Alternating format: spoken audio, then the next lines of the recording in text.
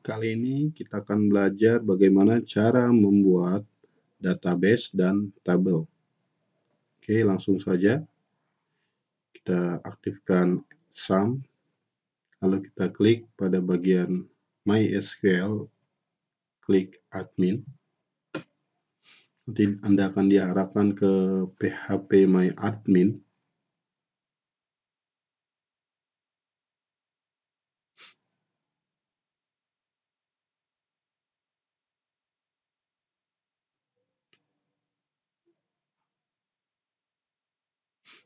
Setelah itu Anda bisa pilih database, lalu Anda buat create database.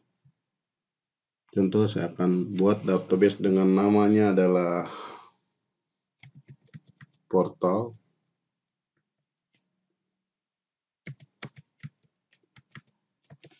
Syarat untuk pemberian nama database tidak boleh menggunakan kata kunci dari MySQL atau kata kunci dari SQL, seperti tidak diperbolehkan menggunakan nama dengan nama select atau insert atau update atau delete atau from, karena ini adalah nama dari perintah SQL. Jadi kita bisa memberikan nama yang lainnya. Contohnya saya akan berikan nama dengan nama adalah portal berita. Jangan menggunakan spasi, atau jika Anda ingin, Anda bisa menggunakan underscore, portal underscore berita, seperti itu. Setelah itu kita create. Oke, di sini sudah jadi nama database-nya. Di dalam database nanti kita akan buat tabel.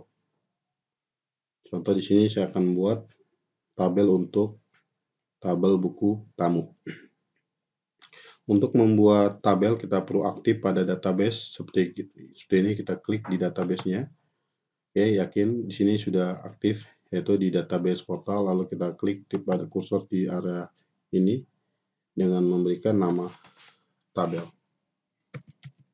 Saya akan memberikan namanya adalah buku tamu. Untuk number kolomnya, number kolom bisa kita berikan sesuai dengan field yang akan dibutuhkan. Di sini jika kita lihat, saya ingin membuat tab inputan untuk buku tamu, form untuk buku tamu ini dengan number fieldnya adalah 1 untuk nama, 2, 3, 4. Seperti ini. Maka kita perlu mengisinya dengan 5. Kenapa dilebihkan 1? Karena yang satunya kita bisa buat untuk primary key. Jadi dalam satu tabel perlu adanya satu primary key yang dapat bersifat unik untuk data tabel tersebut. Oke, jadi kita lebihkan 1 dari perhitungan form yang sudah kita tentukan, 1, 2, 3, 4. Jadi kita bisa memberikannya 5 field. Setelah itu kita bisa memberikan name atau namanya. Contohnya ini nama. Kita bisa lihat di untuk ini nama, email, telepon, komputer. Nama, lalu email, lalu telepon, lalu komentar. Anda bisa memberikan tipe datanya di sini. Untuk ID saya bisa memberikan int atau integer untuk tipe datanya. Length-nya kita bisa memberikan berapa panjang string-nya, yaitu 5.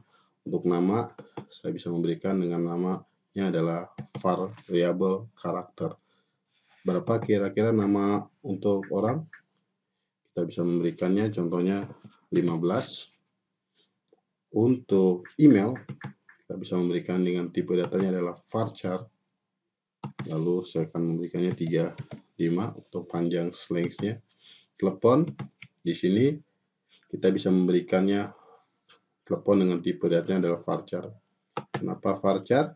Asumsi adalah ketika ini telepon tidak untuk dijumlahkan. Jadi tidak masalah jika kita memberikan variabel karakter. Tapi jika kita memberikannya dengan nilai int akan bermasalah jika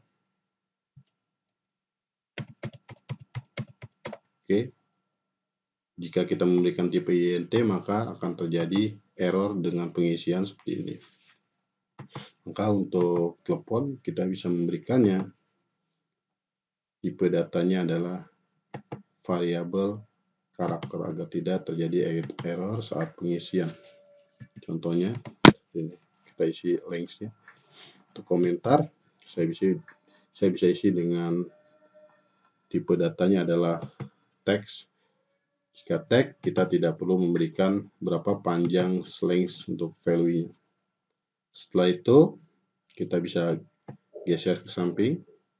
Lalu untuk bagian ID kita bisa memberikan di sini AI atau disebut dengan auto increment dengan posisi primary ya, seperti primary lalu kita go.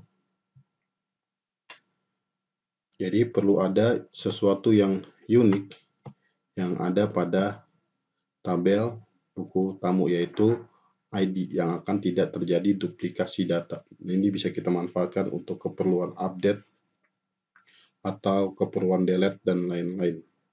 Jadi kita bisa berpacuan kepada data yang unik yaitu ID. Di sini untuk kolom nulls ID jika tidak di checklist maka memang harus diisi. Untuk primary key memang tidak boleh dikosongkan. Tetapi untuk yang lainnya jika kita checklist pada bagian null di sini berarti diizinkan data untuk dikosongkan. Seperti gini, null. Berarti di sini berarti adalah not null, berarti tidak boleh dikosongkan. Artinya jika saya gini ada null, oke, boleh untuk dikosongkan. Jika saya tidak checklist, maka wajib untuk diisi. Seperti itu. Oke, yang lainnya bisa kita abaikan. Lalu kita klik save. Oke, kita sudah membuat pada database portal berita, kita sudah membuat tabel buku tamu. Seperti ini kita bisa lihat, klik di buku tamu lalu klik pada bagian struktur. Kita bisa melihat kolom-kolom yang telah kita buat, yaitu ID, nama, email, telepon, dan komentar. Jika kita ingin melakukan edit terhadap field yang telah kita buat, kita bisa memberikannya. Kita bisa mengklik change di sini. Contohnya, saya akan merubah jumlahnya. Lalu kita bisa lakukan save. Atau jika kita ingin menambahkan datanya lagi, contoh ID, nama, email, telepon, komentar. Kita bisa menambahkannya.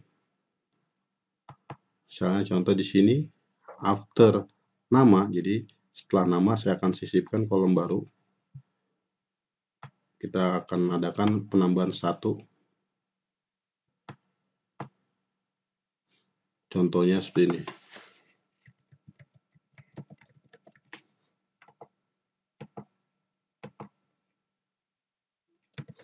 Lalu kita save.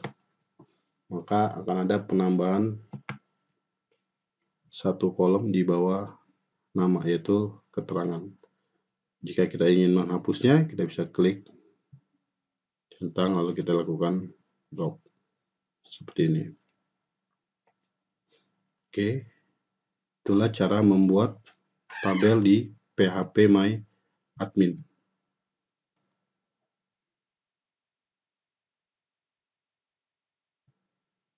Untuk Anda melakukan perintah-perintah SQL Anda bisa lakukan di sini. Ini adalah perintah-perintah SQL yang bisa kita berikan, berupa insert, update, delete, inner join, dan lain-lain. Atau kita bisa ngetes perintah SQL di sini sebelum kita tuangkan ke dalam coding PHP.